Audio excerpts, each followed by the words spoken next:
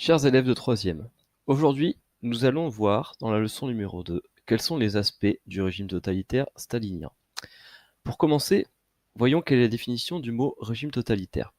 Un régime totalitaire, c'est un régime dans lequel un chef et un parti unique contrôlent toute la population en imposant une idéologie, c'est-à-dire un système d'idées, et une politique de violence à cette population.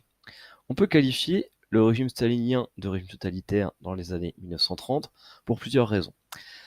D'abord, Staline a succédé à Lénine à la tête de l'URSS en 1924. Avant cela, Lénine, chef du parti bolchevique, avait mené la révolution en Russie en 1917. Après presque 5 ans de guerre civile, le parti bolchevique est alors le seul parti autorisé et Lénine veut appliquer le communisme, c'est-à-dire la mise en commun des richesses, la terre, les usines, pour ensuite redistribuer ces richesses parmi toute la population. Alors le parti bolchevique devient donc le parti communiste et la Russie va changer de nom et va devenir l'URSS. URSS, ça veut dire Union des républiques socialistes et soviétiques. Alors Lénine va mourir en 1924 et Staline finit par s'imposer comme le chef unique de l'URSS après avoir éliminé ses concurrents. À partir de là, ses objectifs sont de développer donc le communisme à travers le monde, comme on a vu sur l'affiche étudiée en classe, mais aussi de moderniser son pays en développant l'industrie. Deuxièmement, les objectifs de, de, de, de Staline passent par un contrôle total de la population. Staline utilise les outils de la propagande pour imposer ce qu'on appelle un culte de la personnalité.